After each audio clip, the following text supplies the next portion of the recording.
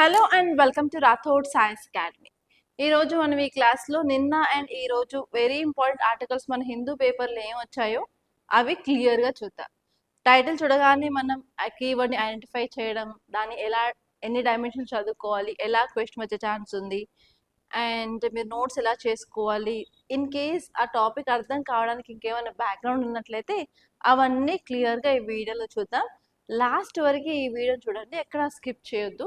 And లాస్ట్లో మీకు prelims practice questions కూడా ఇస్తాను, సో దట్ ఆ టాపిక్స్ నుంచి క్వశ్చన్స్ ఎలా వస్తుంది అని మీకు కొంత ఐడియా ఉంటుంది. సో దట్ మీకు ఎగ్జామ్ హాల్లోకి వెళ్ళగానే సడన్ సర్ప్రైజ్ లాంటివి ఉంటుంది, ఓకే ఇలా వస్తుంది కదా అని చెప్పి మీ బ్రెయిన్ ముందు నుంచే ట్యూన్ అవుతుంది అనమాట. ఓకే, సో ఫస్ట్ ఆర్టికల్ చూసుకున్నట్లయితే టైటిల్ ఒకసారి చదవండి. టైటిల్ ఏం చెప్తుంది? Concern in Nepal on Kailash యాత్ర రూట్. సో మీరు కనుక మన కరెంట్ అఫైర్స్ని ఫాలో అవుతున్నట్లయితే లాస్ట్ వీక్లో నేను ఈ కైలాష్ యాత్ర గురించి ఒక ఆర్టికల్ చెప్పాను. సో ఇక్కడ కీవర్డ్ ఏంటి అని చూసినట్లయితే కైలాష్ యాత్ర మనకి కీవర్డ్ అనమాట. కైలాష్ యాత్ర అనేది మనకి కీవర్డ్, అది పక్కన పెట్టండి. అండ్ ఇక్కడ చదివినట్లయితే కన్సర్న్ ఇన్ నేపాల్కి కన్సర్న్ ఉంది అని కూడా తెలుస్తుంది. ఓకే, ఈ ఆర్టికల్లో మనకి రెండు కీవర్డ్స్ వచ్చాయి. ఒకటి ఏంటంటే కైలాష్ యాత్ర, ఇంకోటి ఏంటంటే ఇండియా నేపాల్ రిలేషన్స్ అని చెప్తా. ఓకే, ఇండియా నేపాల్ రిలేషన్స్ గురించి మీరు ఎక్కడ చదువుకుంటారు? మీరు జిఎస్ పేపర్ 2లో ఇంటర్నేషనల్ రిలేషన్స్లో ఇండియా అండ్ ఇట్స్ నైబర్హుడ్ చదువుకుంటారు, ఎందుకంటే ఇండియాకి నేపాల్కి డైరెక్ట్గా బౌండరీ ఉంది కాబట్టి. ఓకే, ఈ కైలాష్ యాత్ర గురించి ఎక్కడ చదువుకుంటారు? మనకి జిఎస్ పేపర్ 1లో art and culture history point of వ్యూలో ఈ కైలాష్ యాత్ర గురించి మీరు చదువుకోవచ్చు అనమాట. ఓకే, సో మనం చదువుకున్నాం కైలాష్ యాత్ర చాలా ఇంపార్టెంట్ అని చెప్పి. అండ్ దీని గురించి కొంత బేసిక్ బ్యాక్గ్రౌండ్ చూసుకున్నట్లయితే కైలాష్ యాత్రని ప్రతి సంవత్సరం ఎవ్రీ ఇయర్ గవర్నమెంట్ ఆర్గనైజ్ చేస్తుంది అనమాట. కానీ 2019లో COVID-19 వచ్చిన తర్వాత దీన్ని అయితే సస్పెండ్ చేశారు. మళ్ళీ ఇప్పుడు 2026లో దీన్ని రెజ్యూమ్ చెయ్యాలి అనుకొని గవర్నమెంట్ డిక్లరేషన్ చేసింది, ఎవరైనా వెళ్ళాలనుకుంటే రిజిస్టర్ చేసుకోండి అన్నట్టు. మనం చదువుకున్నాం ఈ యాత్ర గురించి కూడా, అసలు ఏంటి అని కూడా తెలుసుకున్నాం మనం ముందు క్లాసెస్లో. సో ఇప్పుడు ఏమైందంటే కొత్తగా నేపాల్ దీనికి యాక్సెప్ట్ చేయట్లేదు అని చెప్పి ఈ రోజు న్యూస్ పేపర్లో ఆర్టికల్ వచ్చింది. ఓకే, సో ఇప్పుడు దీని గురించి కొంత బ్యాక్గ్రౌండ్ తెలుసుకోవాలి. ఈ బ్యాక్గ్రౌండ్ తెలుసుకోవాలంటే ఏంటంటే 1816లోకి వెళ్ళాలి. మేడం అప్పటికి మనకి ఇండిపెండెన్స్ రాలేదు కదా అంటే రాలేదు. అట్ దాట్ టైం మనం బ్రిటిష్ ఇండియా టైంలో ఉన్నాం, అంటే కొలోనియల్ పీరియడ్ ఆఫ్ బ్రిటిష్లో ఉన్నాం. ఆ టైంలో ఏమైంది అంటే బ్రిటిష్కి అలాగే నేపాల్కి వార్స్ అనేవి జరిగాయి అన్నమాట. ఆ టైంలో వార్ జరుగుతున్నప్పుడు ఫైనల్గా వాళ్ళు 1860లో ఒక ట్రీటీని సైన్ చేశారు. ఆ ట్రీటీ పేరు ఏంటంటే ట్రీటీ ఆఫ్ సుగాలి. ఇదొక ఒప్పందం అని చెప్పొచ్చు. ట్రీటీ ఆఫ్ సుగాలిని సైన్ చేశారు. ఈ ట్రీటీ ఆఫ్ సుగాలి ఏం చెప్తుంది అంటే ఇండియాకి నేపాల్కి మధ్యలో బార్డర్ గురించి చెప్పింది. అక్కడ మనకి చూసుకున్నట్లయితే నేపాల్ అనేది ఒక హిమాలయన్ స్టేట్, హిమాలయన్ కంట్రీ కదా.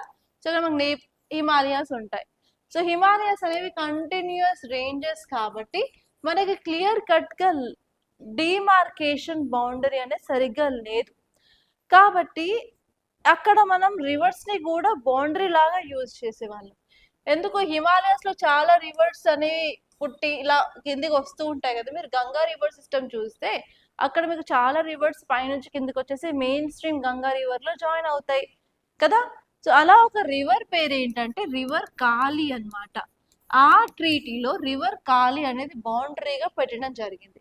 కానీ ప్రాబ్లం ఎక్కడ వచ్చింది అంటే ఈ హిమాలయన్ రివర్స్ చాలా ఫాస్ట్గా మూవ్ అవుతూ ఉంటాయి అండ్ చాలా సెడిమెంట్ లోడ్ని కూడా తీసుకొస్తాయి. దానివల్ల ఏంటంటే ఇఫ్ ఇన్ కేస్ రివర్ ఈ డైరెక్షన్లో మూవ్ అవుతుంది అనుకోండి, సెడిమెంట్స్ అన్నీ ఇక్కడ చేసింది అనుకోండి, అప్పుడు ఏమవుతుంది అక్కడ నుంచి ఇంకొక కోడ్స్ అనేది మారుస్తుంది అనమాట. సో అలా రివర్ కోడ్స్ మార్చడం వల్ల ఇప్పుడు ఇండియాకి నేపాల్కి మధ్యలో బార్డర్ డిస్ప్యూట్ అనేది వచ్చింది. సో ఇప్పుడు కాళీ రివర్ అనేది కోడ్స్ అనేది మార్చింది.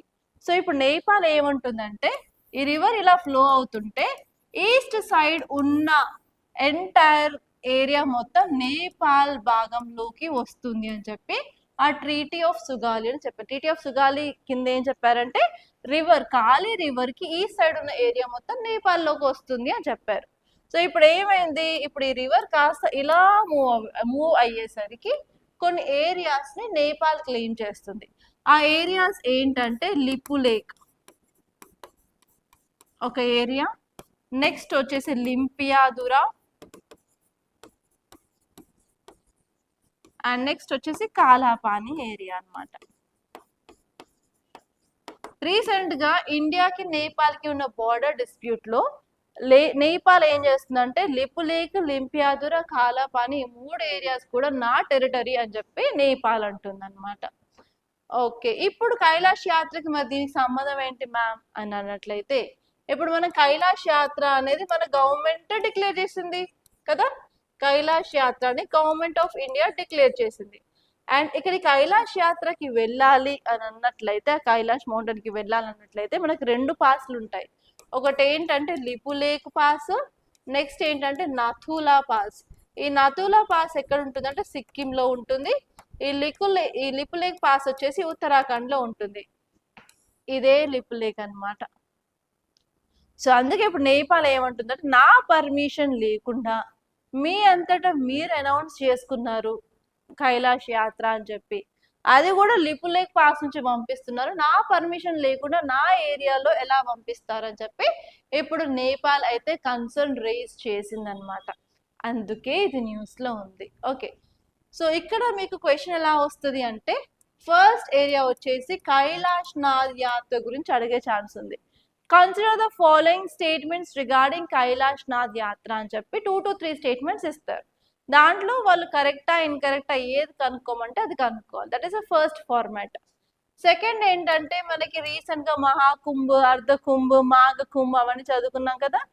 సో అలా అవన్నీ ఇచ్చేసి అందులో ఈ కైలాష్ మానసరోవర్ యాత్ర కూడా ఇచ్చేసి ఎక్కడ జరుగుతుంది ఏంటి అని చెప్పి ఇలా పేర్ బేస్డ్ క్వశ్చన్ ఇచ్చేసి వాళ్ళు ఎన్ని పేర్స్ కరెక్ట్ ఎన్ని పేర్స్ రాంగ్ అని అడిగే ఛాన్స్ ఉంది. అండ్ థర్డ్ ఏరియా ఏంటంటే మనం ట్రీటీ ఆఫ్ సుగాలి గురించి చదువుకున్నాం కదా. Recently treaty of Sugauli is in news, it is between ఆరల్స్ ఇదేంటి అని అడిగే ఛాన్స్ ఉంది. అండ్ ఇక్కడ మనం 2 ఇంపార్టెంట్ పాస్లు అని చెప్పాం, నథులా పాస్ ఒకటి, లిపు లేక్ పాస్ ఒకటి. సో ఇక్కడ మీకు ఫోర్త్ ఏరియా ఏంటంటే పాసెస్ నుంచి కూడా క్వశ్చన్ రావచ్చు. సో మీరు పీవైకి చూసుకున్నట్లయితే కొన్ని పాసెస్ ఇచ్చేసి arrange from north to south అన్నారు. సో మనకి హిమాలయన్ రీజన్స్ లో ఉన్నాయి. అండ్ ఈవెన్ పాసెస్ అనేవి మనకి పెనిన్సులర్ రీజన్ లో ఇక్కడ వెస్టర్న్ ఘాట్స్ ఉంది కదా, ఈ వెస్టర్న్ ఘాట్స్ రీజన్ లో కూడా తాల్ఘట్ గ్యాప్, బోర్ఘట్ గ్యాప్, ఓకే అలా 3 ఉంటాయి అన్నమాట. బోల్ఘట్, తాల్ఘట్, పాల్ఘాట్. సో అవి ఎక్కడ ఉన్నాయి ఏంటి అని కూడా అడుగుతారు. ఎందుకంటే మీరు ఇండియన్ మాన్సూన్ చదివినప్పుడు ఆ గ్యాప్స్ అనేవి చాలా ఇంపార్టెంట్ రోల్ ప్లే చేస్తాయి. ఆ గ్యాప్స్ వల్ల మాన్సూన్ విండ్స్ అనే లోపలికి చొచ్చుకొచ్చేసి అక్కడ రెయిన్ షాడో రీజన్ లో కూడా వర్షాన్ని కురిపిస్తుంది అనమాట. సో అందుకే ఇవి మీరు చూసుకోవాలి. Okay, passes. Okay, passes examples చెప్పాలంటే మనకి షిప్కిలా పాస్, నాతులా, లిపు లేక్, ఇంకా మనకి పైన వెళ్తే జాడుంగ్లా, అలా లా లా లా ఉంటుంది పాస్ అనమాట. సో ఒకసారి అవన్నీ చూడండి క్లియర్ గా, జోజిలా పాస్ అలా ఉంటాయి. ఓకే, నా let us see this article. ఇక్కడ ఏమి ఇచ్చారు అంటే నేపాల్ కొన్ని కన్సర్న్స్ ని, ఆబ్జెక్షన్స్ రేజ్ చేసింది related to 2026 India's Kailash Mansarovar యాత్ర అని చెప్పి న్యూస్ లో ఇచ్చారు. సో దీని డీటెయిల్స్ చూసుకున్నట్లయితే నేపాల్ యొక్క ఫారిన్ మినిస్టర్ ఫార్మల్ గా ప్రొటెస్ట్ అనేది చేశారనమాట. వాళ్ళు ఏమంటున్నారంటే ట్రీటీ ఆఫ్ సుగాలి కింద Lipulekh, Limpiyadhura, Kalapani they are part of Nepal. So అక్కడ నుంచి మీరు ఎలా వెళ్తారు, it will be affecting our territorial sovereignty అని చెప్పి వాళ్ళు అనేది చెప్పడం జరిగింది. సో ఇప్పుడు మనం కొన్ని ఫ్యాక్ట్స్ కైలాష్ మానసరోవర్ గురించి చూసుకున్నట్లయితే ఈ మౌంట్ కైలాష్ అనేది ఒక డైమండ్ షేప్ పీక్ అనమాట. సో అందులోంచి వచ్చే వాటర్ ఇప్పుడు చలికి అక్కడ గడ్డ కట్టి శివలింగం లాగా మనకి మారడం జరుగుతుంది. ఆ కంప్లీట్ శివలింగం ని దర్శించుకోవడానికే ఈ కైలాష్ మానసరోవర్ యాత్ర అనేది చేస్తారనమాట. ఓకే, ఇది ఎప్పుడు స్టార్ట్ అవుతుంది నార్మల్ గా అంటే జూన్ నుంచి సెప్టెంబర్ వరకు అయితే స్టార్ట్ అవుతుంది. అండ్ ఇక్కడ వెళ్ళడానికి మనం 2 పాస్లు యూజ్ చేస్తాము, ఒకటి లిపు లేక్ పాస్, ఒకటి వచ్చేసి నాతులా పాస్ అన్నమాట. అండ్ ఈ మౌంట్ కైలాష్ అనేది ఓన్లీ హిందూస్కి సేక్రెడ్ అని కాదు, చాలా అదర్ రిలీజియన్స్కి కూడా ఇది సేక్రెడ్. ఫర్ ఎగ్జాంపుల్ బుద్ధిస్టులు, జైన్స్ అండ్ బోన్స్ అంటే టిబెట్లో ఉన్న ఒక రిలీజన్ అని చెప్పొచ్చు అనమాట. సో వాటినే టిబెటన్ బుద్ధిస్ట్ అని కూడా అంటారు. సో టిబెటన్ బుద్ధిస్ట్కి మాత్రం ఈ కైలాష్ అనేది కాస్మిక్ యాక్సెస్ లాగా వాళ్ళు భావిస్తారు. ఎస్పెషలీ వాళ్ళు ఏమంటారు అంటే హెవెన్ని ఎర్త్ తోటి కనెక్ట్ చేసి, అంటే స్వర్గాన్ని భూలోకాంతో కనెక్ట్ చేసేది ఈ మౌంట్ కైలాష్ అని చెప్పి వాళ్ళు నమ్ముతుంటారు అనమాట.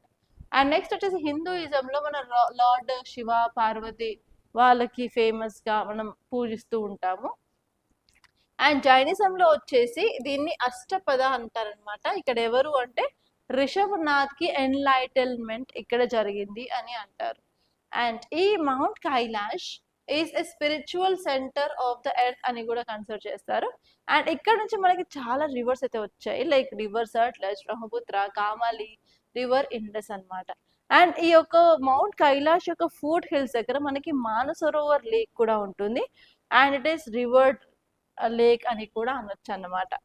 And next some facts regarding Lipulekh చూసుకున్నట్లయితే ఇది హై ఆల్టిట్యూడ్ మౌంటైన్ పాస్ అని చెప్పొచ్చు.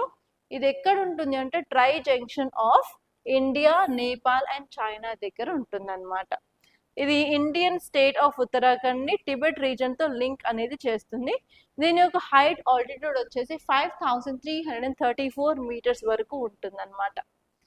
Okay, so treaty of Sugauli గురించి చూసినట్లయితే ఇది boundary between Nepal and India గురించి చెప్తుంది.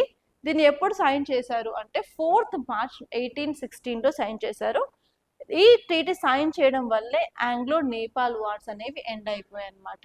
అండ్ ఈ ట్రీటీ ప్రకారం వాళ్ళు రివర్ కాలిని తీసుకొని ఈస్ట్ సైడ్ లో ఉన్న రివర్ కాలి మొత్తం నేపాల్ కింద వస్తుంది అని చెప్పారనమాట. ఓకే, అదంతా పక్కన పెడితే ఇప్పుడు నేపాల్ ఇలా ప్రొటెస్ట్ చేస్తుంది, యాక్సెప్ట్ చేయట్లేదు అన్నట్లయితే ఫ్యూచర్ లో మనకి ఎలాంటి ఇంపాక్ట్ ఉంటుంది? ఆల్రెడీ ఇప్పుడు ఇండియాకి నేపాల్కి బార్డర్ ఇష్యూస్ ఉన్నాయని చెప్పాను. So India is not satisfied with the move of Nepal. Nepal ఏమంటుంది, లింపియాదురా, Lipu lake and Kalapani reason నాది, because as per treaty of Sugali ఇది నాకే వస్తుంది అని చెప్పి కొత్త మ్యాప్ రిలీజ్ చేశారు. So India is not satisfied and India is not accepting that map అనమాట. ఆల్రెడీ డిప్లొమాటిక్ స్ట్రెయిన్ అయితే ఉంది, మరింత ఈ డిప్లొమాటిక్ స్ట్రెయిన్ అనేది ఇంక్రీజ్ అయ్యే ఛాన్స్ ఉంటుంది. అండ్ అంతేకాకుండా పిల్గ్రిమేజ్ డిస్ట్రాప్షన్ అవుతుంది. ఇలా వాళ్ళు ఒప్పుకోకుండా ఉంటే డిలేస్ అవుతాయి, పీపుల్ టైంకి వెళ్ళలేరు, అది ఐస్ కాబట్టి మెల్ట్ అయిపోయే ఛాన్సెస్ ఉంటాయి. అండ్ తక్కువ మంది పిల్గ్రిమ్స్ని కూడా అట్రాక్ట్ చేసే ఛాన్స్ ఉంటుంది. అండ్ అలాగే రీజనల్లో కూడా టెన్షన్స్ అనేవి స్టార్ట్ అవ్వచ్చు. ఓకే, ఎందుకంటే చైనా కూడా ఈ కైలాష్ మానసరోవర్ యాత్రని హోస్ట్ చేస్తుంది. దానివల్ల లైక్ ఇలాంటి యాత్రలు, ఫెస్టివల్స్ అండ్ ఫేర్స్ మనం చేయడం వల్ల అక్కడ లోకల్ ఎకానమీ అనేది బూస్ట్ అవుతుంది, ట్రేడ్ ఇంప్రూవ్ అవుతుంది, ఇన్ఫ్రాస్ట్రక్చర్ వస్తుంది. సో ఇప్పుడు ఇలాంటి బ్లాకేట్స్ వల్ల ఆబ్వియస్గా ఓవరాల్ డెవలప్మెంట్ అనేది ఎఫెక్ట్ అయ్యే ఛాన్సెస్ ఉంటాయి. అండ్ నెక్స్ట్ వచ్చేసి పిల్గ్రిమ్స్కి కూడా ఆల్రెడీ కట్టిన వాళ్ళకి ఎటువంటి క్లారిటీ లేదు, ఏంటి పంపిస్తారా లేదా, మనీ రిటర్న్ ఇస్తారా లేదా. So like that anxiety among the people కూడా అయ్యే ఛాన్స్ ఉంటుంది. సో ఇవన్నీ మీరు క్లియర్గా చూసుకోవాలి. అండ్ ఈవెన్ ఈసారి నేను ఎక్స్పెక్ట్ చేస్తున్నాను నేపాల్తో బౌండరీ షేర్ చేసుకుంటున్న స్టేట్స్ ఏంటి అని క్వశ్చన్ అడిగే ఛాన్స్ ఉంది అనుకుంటున్నాను. ఎందుకంటే నేపాల్లో జెన్జీ ప్రొటెస్ట్ జరిగింది, కొత్త గవర్నమెంట్ వచ్చింది, అండ్ కొత్త గవర్నమెంట్ చాలా సక్సెస్ఫుల్గా ఉంది అని చెప్పి రిపోర్ట్స్ కూడా వస్తున్నాయి. కాబట్టి ఒక్కసారి మీరు నేపాల్తో బార్డర్ షేర్ చేసుకున్న స్టేట్స్ గురించి కూడా ఒకసారి క్లియర్గా చూడండి. Okay, that is very important. Okay, నా let us see one more image. ఇక్కడ నెక్స్ట్ ఆర్టికల్ ఏంటంటే ఒక ఇమేజ్ కనిపిస్తుంది కదా, ఇది ఏంటి అంటే ఒక ఇంపార్టెంట్ ష్రైన్ అని చెప్పొచ్చు. అది టెంపుల్ లాంటిది అనమాట, బట్ టెంపుల్ ఎగ్జాక్ట్లీ కాదు. ఇదేంటి అంటే గురుద్వారా. ఇక్కడ మీకు ఏం కనిపిస్తుంది, చాలా మంది అక్కడ ఉన్న పడిపోయి ఉన్న ఐస్ని, నూనె రిమూవ్ చేస్తున్నారు కదా. సో ఇప్పుడు వాళ్ళు ఏం చేస్తున్నారు అంటే హెమ్కుండ్ సాహిబ్ యాత్ర అనేది May 23rd నుంచి స్టార్ట్ అవ్వనుందనమాట. అందుకే ముందు నుంచే ప్రిపరేషన్ అనేది స్టార్ట్ అయ్యింది అని చెప్పి ఈ ఇమేజ్ మనకు చెప్తుంది. సో దీని గురించి మీకు క్వశ్చన్ ఎలా వస్తుంది యూపీఎస్సీ ప్రిలిమ్స్లో అన్నట్లయితే, consider the following statements regarding Hemkund Saheb అని ఇవ్వచ్చు. అండ్ ఈసారి 2026 ప్రిలిమ్స్ ఎవరైతే రాస్తున్నారో పక్కా సిక్కిజం A to Z చదువుకొని వెళ్ళండి. ఎందుకంటే ఈసారి 2026 marks 350th anniversary of Guru Tegh Bahadur. Guru Tegh Bahadur యొక్క 350th యానివర్సరీ ఉంది కాబట్టి మీకు ఈసారి సిక్కిజం మీద క్వశ్చన్ ఛాన్స్ ఉంది. అందుకే దీన్ని కూడా నేను కన్సిడర్ చేయాల్సి వచ్చింది. That is the main reason అనమాట. హిస్టరీలో 100th anniversary, 150, 125th, 75th, 500 so అలా వస్తే చాలా చాలా ఇంపార్టెంట్. అండ్ ఇంకొక పాయింట్ ఏంటి అంటే ఈసారి ఫస్ట్ బ్యాటిల్ ఆఫ్ పానిపట్కి 500 years ఆఫ్ యానివర్సరీ అనమాట.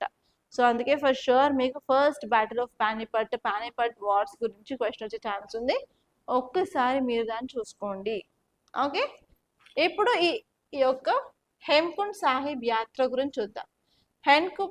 హేమకుండ్ సాహిబ్ అనేది ఎలివేషన్ ఎంత హైట్ లో ఉంది అంటే 14,200 feet, అంటే above 4,329 meters above sea level అక్కడ ఉందన్నమాట.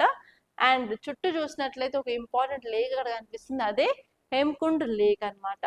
And it is surrounded by snow clad Himalayan peaks, అంటే స్నోతో కప్పబడిన హిమాలయాస్ చుట్టూ ఇది ఉంటుంది. అండ్ నెక్స్ట్ వచ్చేసి ఇక్కడ బ్యూటిఫుల్ ల్యాండ్స్కేప్ కనిపిస్తూ ఉంటుంది, మనకి గ్లేషియల్ వాటర్ క్లియర్ గా ఉంటాయి. అండ్ ఈవెన్ ఆల్పైన్ సిస్టమ్ మనకి ఇక్కడ కనిపించడం జరుగుతుంది. అండ్ ఇది ఒక ఇంపార్టెంట్ ట్రెక్కింగ్ రూట్ అని కూడా చెప్పొచ్చు. అండ్ ఈ రూట్ ద్వారా మనం వ్యాలీ ఆఫ్ ఫ్లవర్స్ కి వెళ్తాం అనమాట. ఓకే, సో రీసెంట్ గా మనం వ్యాలీ ఆఫ్ ఫ్లవర్స్ కూడా న్యూస్ లో చూసాం. ఎందుకు, ఇక్కడ ఫారెస్ట్ ఫైర్ వచ్చింది, ఉత్తరాఖండ్ స్టేట్ గవర్నమెంట్ కంట్రోల్ చేయలేక ఇండియన్ ఎయిర్ ఫోర్స్ యొక్క హెల్ప్ తీసుకుంది అని చెప్పి చదువుకున్నాం కదా. అందుకే ఈసారి వ్యాలీ ఆఫ్ ఫ్లవర్స్ కూడా చాలా ఇంపార్టెంట్. ఓకే, నెక్స్ట్ ఇక్కడ చూసుకున్నట్లయితే దీని యొక్క స్పిరిచువల్ సిగ్నిఫికెన్స్ ఏంటి, ఎందుకు ఇది చేస్తారు యాత్ర అన్నట్లయితే, హేమకుండ్ సాహిబ్ అనేది ఒక ఇంపార్టెంట్ సిక్ల యొక్క ష్రైన్ గ్లోబల్లీ అని చెప్పొచ్చు అనమాట. అండ్ ఇక్కడ ఏం జరిగింది అంటే వాళ్ళకి హోలీ బుక్ నేమ్ ఏంటి, గ్రంథ్ సాహిబ్. ఈ యొక్క హోలీ గ్రంథ్ సాహిబ్ లో ఏం చెప్తారంటే గురు గోవింద్ సింగ్ 10th సిక్ గురు ఇక్కడే మెడిటేషన్ చేయడం జరిగింది అని చెప్తారనమాట. అందుకే రిలీజియస్ పాయింట్ ఆఫ్ వ్యూలో చాలా ఇంపార్టెంట్. అందుకే ఈ ప్లేస్ కి డివైన్ రిఫ్లెక్షన్ ఉంది, రిసీలియన్స్ ఉంది, and even purity of devotees ని ఇక్కడ చూపిస్తారనమాట. ఓకే, ఇది ఈ టాపిక్. అండ్ నెక్స్ట్ ఇమేజ్ ఇక్కడ చూడండి, ఎంత బ్యూటిఫుల్, ఎంత కలర్ఫుల్ గా ఉందో. డిఫరెంట్ కలర్ డ్రెస్లు అండ్ హెవీ మేకప్, అండ్ వెనకాల భలేగా హెడ్ గేర్స్ పెట్టుకున్నారు అదంతా. సో ఇది ఏంటంటే ఒక ఫోక్ థియేటర్ గురించి చెప్తుంది, అది యక్షగాన. సో మీకు యూపీఎస్సీలో చూస్తున్నట్లయితే ఇలాంటి ఇమేజెస్ ఏమైనా న్యూస్ పేపర్లో వచ్చినట్లయితే వాటి గురించి క్వశ్చన్స్ అడిగే ఛాన్స్ ఉంటుంది. ఎలా క్వశ్చన్స్ అడుగుతారు అంటే consider the following statements regarding Yakshagana అని కింద స్టేట్మెంట్స్ ఇవ్వచ్చు. That is the first possible question. So మనకి యక్షగానే కాకుండా ఇంకా వేరే ఫోక్ థియేటర్స్ కూడా ఉన్నాయి డిఫరెంట్ స్టేట్లో. అండ్ ప్రతి థియేటర్కి ఒక స్పెషాలిటీ, ప్రత్యేకత ఉంటుంది కదా. సో మీకు ఇక్కడ పేర్ బేస్డ్ క్వశ్చన్ రావచ్చు, లైక్ థియేటర్ నేమ్ ఇచ్చేసి ఏ స్టేట్, దాని యొక్క స్పెషాలిటీ అని చెప్పి. అలా మీరు ముందు ఎక్స్పెక్ట్ చేసి అలాంటి నోట్స్ అనేవి షార్ట్గా ప్రిపేర్ చేసుకున్నట్లయితే ఎక్కువ మల్టిపుల్ టైమ్స్ మీరు రివిజన్ చేస్తారు. దానివల్ల మీకు రిటెన్షన్ పవర్ ఎక్కువ ఉంటుంది, దానివల్ల మీకు స్టేట్మెంట్ చూసినప్పుడు కన్ఫ్యూజన్ రాదనమాట. ఓకే, ఇక్కడ మనం ఈ యొక్క యక్షగాన గురించి చూసినట్లయితే యక్షగాన అనేది ట్రెడిషనల్ ఫోక్ డాన్స్, పాపులర్గా కర్ణాటక స్టేట్లో చేయడం జరుగుతుంది. అండ్ ఈ యొక్క యక్షగానలో డాన్స్ ఉంటుంది, మ్యూజిక్ ఉంటుంది, song, dialogues and colourful costumes అన్నిటి కలిపి ఇక్కడ ఉండడం జరుగుతుంది. అండ్ ఎస్పెషలీ మెన్ అన్ని రోల్స్ పోర్ట్రే చేస్తారనమాట, ఈవెన్ ఇంక్లూడింగ్ ఫీమేల్ యొక్క రోల్ని కూడా పోర్ట్రే చేస్తారు. అండ్ నార్మల్గా ఈ థియేటర్లో అరౌండ్ 15 to 20 యాక్టర్స్ అయితే ఉంటారనమాట. అండ్ ఒకరు హెడ్ ఉంటారు, అతని పేరు భాగవత, అతను మెయిన్ స్టోరీ టెల్లర్ లాగా పనిచేస్తారు. ఓకే, నెక్స్ట్ ఇమేజ్ ఇంకొకటి ఇక్కడ చూడండి. ఇక్కడ మనకి ఎయిర్ క్రాఫ్ట్ కనిపిస్తుంది, ముందర మొత్తం ఆర్మీ పీపుల్ కనిపిస్తున్నారు కదా. సో ఇక్కడ ఇది చూసుకున్నట్లయితే ఈ టాపిక్ ఏం చెప్తుంది, India sends army team to Cambodia for joint exercise. రీసెంట్గా మనం లాస్ట్ వీక్లో ఇండియా శ్రీలంక మధ్యలో జాయింట్ ఎక్సర్సైజ్ గురించి చదువుకున్నాం. అదేంటి, అది డైవెక్స్ అని చదువుకున్నాం. అక్కడ INS నిరీక్షక్ గురించి చదువుకున్నాం కదా. సో ఇక్కడ ఈ ఆర్టికల్ ఏం చెప్తుంది అంటే ఇండియా అండ్ కాంబోడియా మధ్యలో ఉన్న ఎక్సర్సైజ్ గురించి చెప్తుంది అనమాట.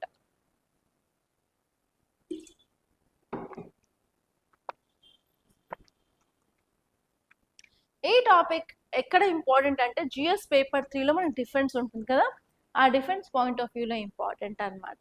సో దీని మీద మీకు క్వశ్చన్ ఎలా వస్తుంది, ఈ యొక్క ఎక్సర్సైజ్ పేరు sin backs, CINBAX, sin backs 2 2026.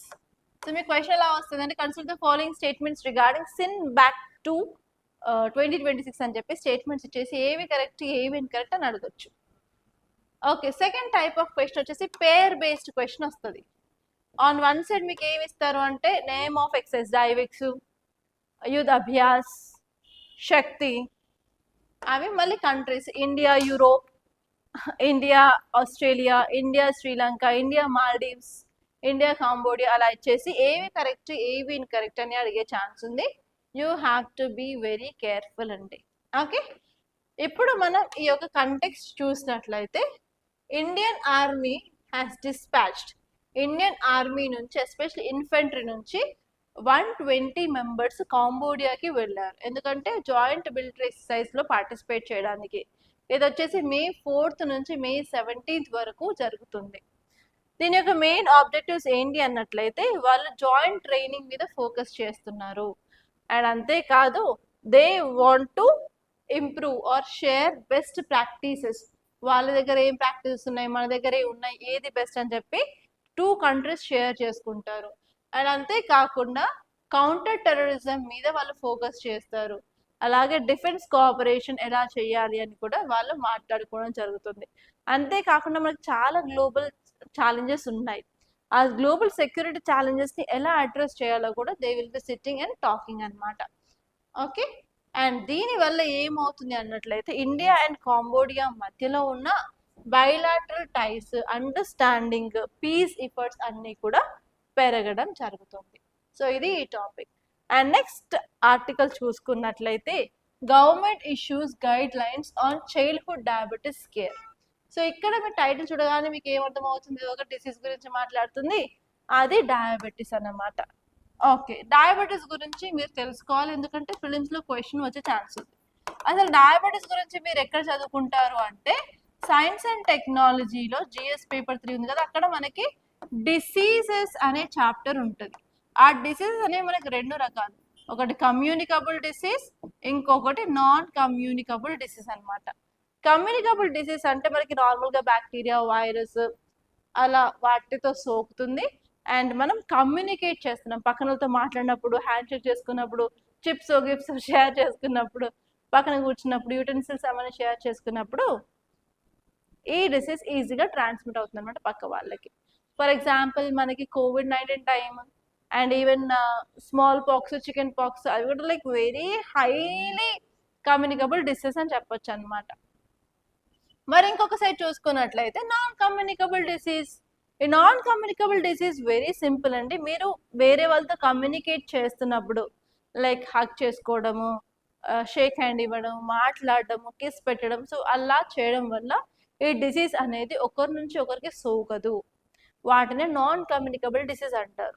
మరి దానికి ఎగ్జాంపుల్స్ ఏంటి, లివర్ డిసీజ్, ప్యాంక్రియాస్ డిసీజ్, లోపల ఏ బాడీ పార్ట్ అయినా సరే డ్యామేజ్ అయినా కూడా it will be not transmitting. For example even cancer, heart disease, liver failure, kidney failure అలాంటివి ఒకరి నుంచి ఒకరికి సోకవు, అవే నాన్ కమ్యూనికబుల్ డిసీజెస్ అని అంటామన్నమాట. ఓకే, ఇప్పుడు ఈ నాన్ కమ్యూనికబుల్ డిసీజ్లో 1 ఎగ్జాంపుల్ వచ్చేసి ఈవెన్ డయాబెటిస్ మిలిటస్ అని కూడా చెప్పొచ్చు.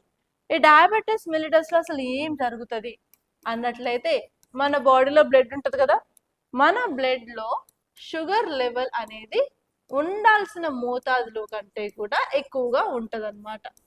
ఓకే, ఆ కండిషన్ని మనం డయాబెటిస్ మిలిటస్ అంటాము. అండ్ దీనికి ఇంపార్టెంట్ హార్మోన్ ఒకటి గుర్తుపెట్టుకోవాలి, ఒక హార్మోన్ వల్లే ఈ డయాబెటీస్ వస్తుంది అనమాట. అది ఏంటి అంటే ఇన్సులిన్. మరి హార్మోన్ ఎవరు ప్రొడ్యూస్ చేస్తారు, ఏ ఆర్గాన్ అంటే ప్యాంక్రియాస్. మన బాడీలో ఉన్న ప్యాంక్రియాస్ ఎక్కడ ఉంటాయి మేడం అంటే ఇది మన స్టమక్ అనుకోండి, ఇక్కడ స్మాల్ లీఫ్ లైక్ ఒక చిన్న ఆర్గాన్ ఉంటుంది, ఆ ఆర్గానే ప్యాంక్రియాస్ అనమాట. ఆ ప్యాంక్రియాస్ ఇన్సులిన్ ని ప్రొడ్యూస్ చేస్తుంది. ఇప్పుడు మన బాడీలో ఇన్సులిన్ ప్రొడ్యూస్ అవుతుంది అన్నట్లయితే ఏమవుతుందంటే మనం ఫుడ్ తిన్న తర్వాత, మనం ఫుడ్ తింటాం కదా, ఫుడ్ తిన్నాక మెటబాలిజం, డైజెషన్ అవుతుంది కదా, సో ఈ బెల్లీకి మొత్తం బ్లడ్ వెజల్స్ అనేవి ఉంటాయి, అదంతా ఎనర్జీ తీసుకుంటుంది అనమాట. ఈవెన్ గ్లూకోజ్ కూడా బాడీ బ్లడ్ లోకి వెళ్తుంది. సో ఇప్పుడు ఏమవుతుంది అంటే మనం ఫుడ్ తీసుకున్న తర్వాత డైజెషన్ అంతా అయ్యి మన బ్లడ్ లోకి షుగర్ లెవెల్ అనేది వస్తుంది అనమాట. సో ఈ డయాబెటీస్ మిలిటస్ కండిషన్ లో మన బ్లడ్ లో ఏదైతే షుగర్ ఉంటుందో అది ఎక్కువ లెవెల్లో ఉంటుంది అని చెప్పాను కదా.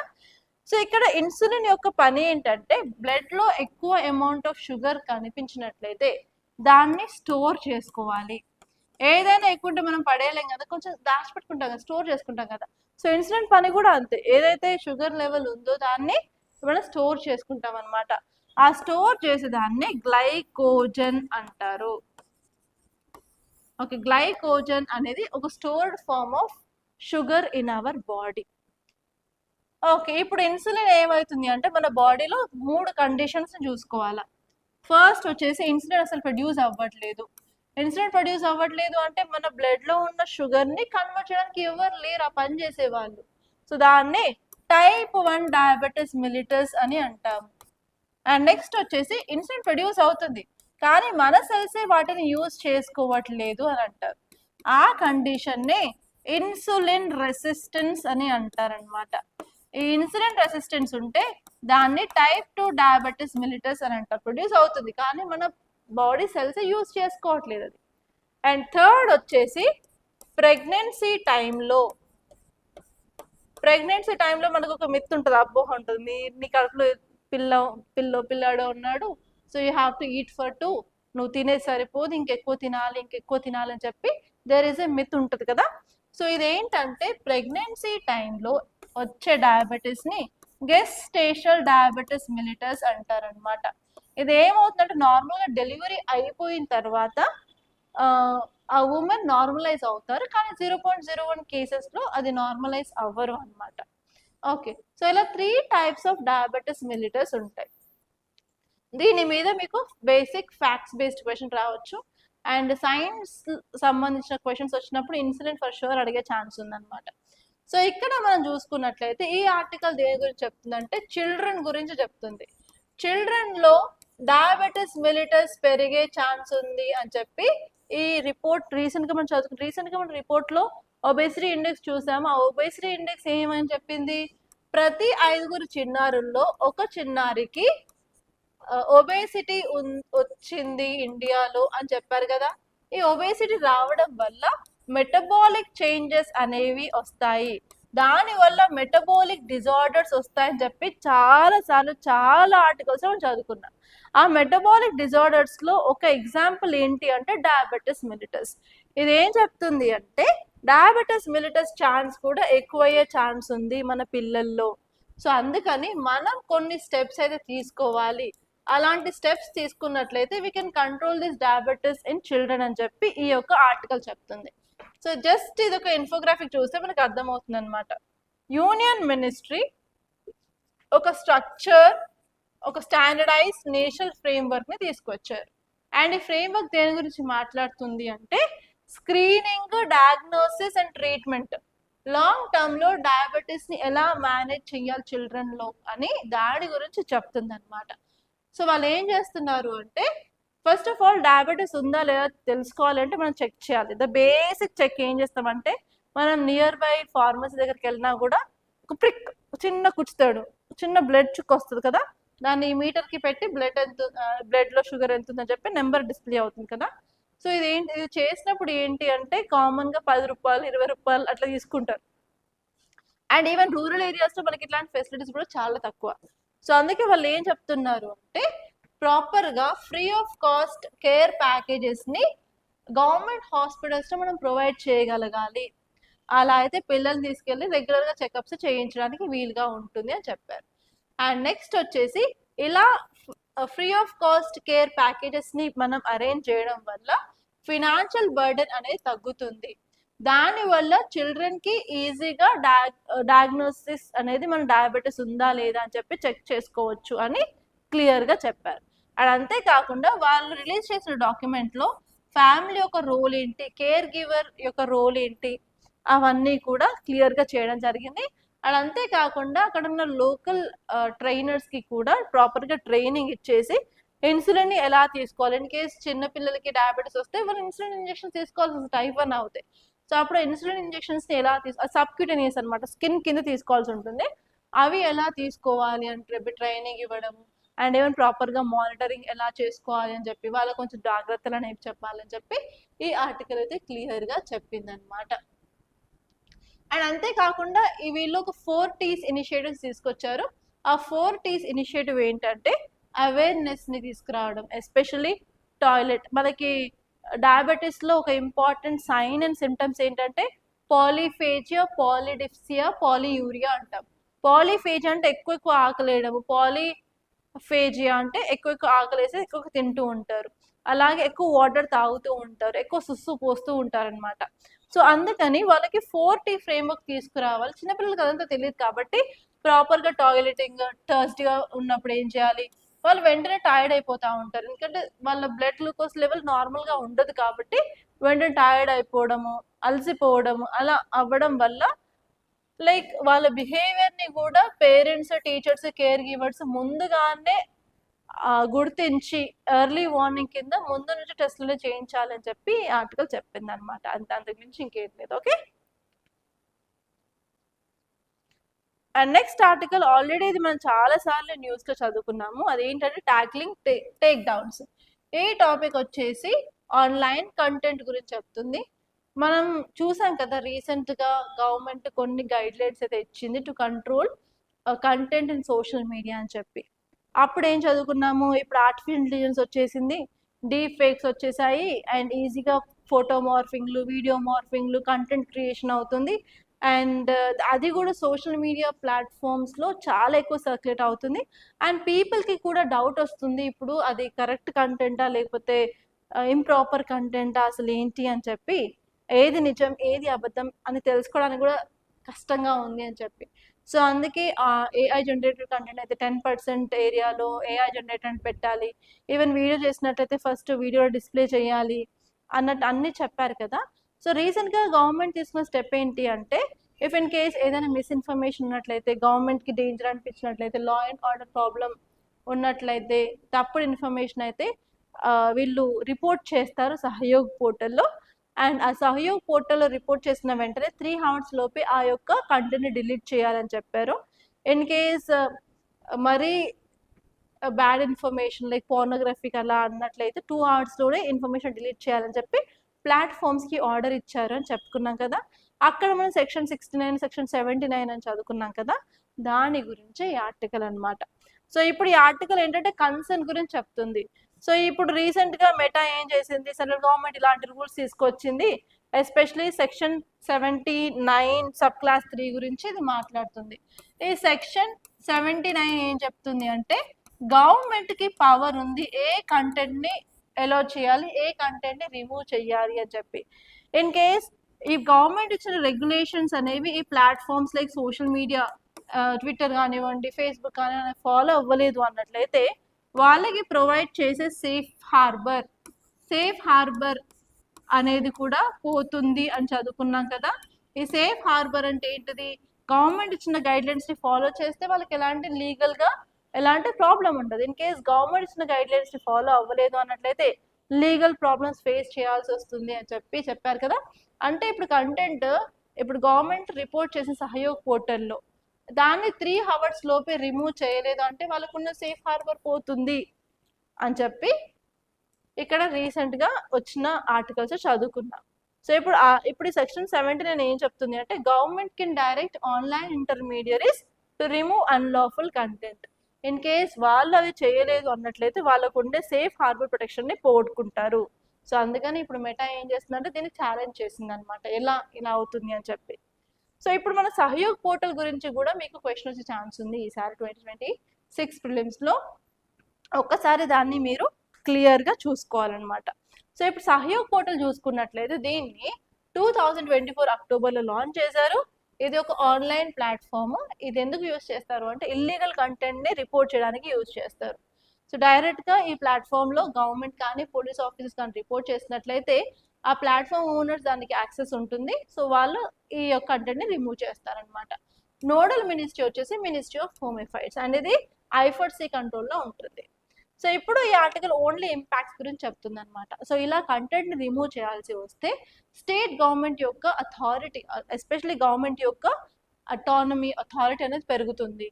అలాగే ఇప్పుడు ఇన్ కేస్ ఈ యొక్క ప్లాట్ఫామ్స్ రిమూవ్ చేయలేదు అన్నట్లయితే వాళ్ళకున్న సేఫ్ హార్బర్ అనేది పోతుంది.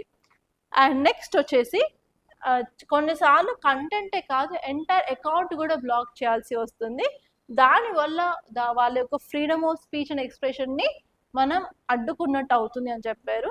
అండ్ అంతేకాకుండా ట్రాన్స్పరెన్సీ చాలా తక్కువ ఉండే ఛాన్స్ ఉంది అని చెప్పి ఈ ఆర్టికల్ కొన్ని హైలైట్స్ లైక్ నెగటివ్స్ చెప్పింది అనమాట. ఓకే, సో ఇక్కడ ప్రిలిమ్స్ ప్రాక్టీస్ క్వశ్చన్ చూసినట్లయితే ఫస్ట్ వచ్చి సహయోగ్ పోర్టల్, ఈసారి క్వశ్చన్ వచ్చే ఛాన్స్ ఉంది కాబట్టి తీసుకున్నాను. Consider the following statements regarding the Sahyog portal. First వచ్చేసి it is maintained by IFRC, Indian cyber crime coordination centre under ministry of home affairs అని ఫస్ట్ పాయింట్ ఇచ్చారు. నెక్స్ట్ ప్రైమరీ పర్పస్ ఏంటి అంటే to automate the process of sending content blocking notices to online intermediaries under IT Act 2000. Next వచ్చేసి it creates direct centralized channel for law enforcement agencies and nodal officers to coordinate with social media platforms and to remove unlawful content. So ఇందులో 3 statements ఇచ్చారు కదా, మూడిట్లో ఏది కరెక్టో ఏది రాంగో చెప్పండి. అండ్ నెక్స్ట్ వచ్చేసి ట్రీటీ ఆఫ్ సుగాలి గురించి.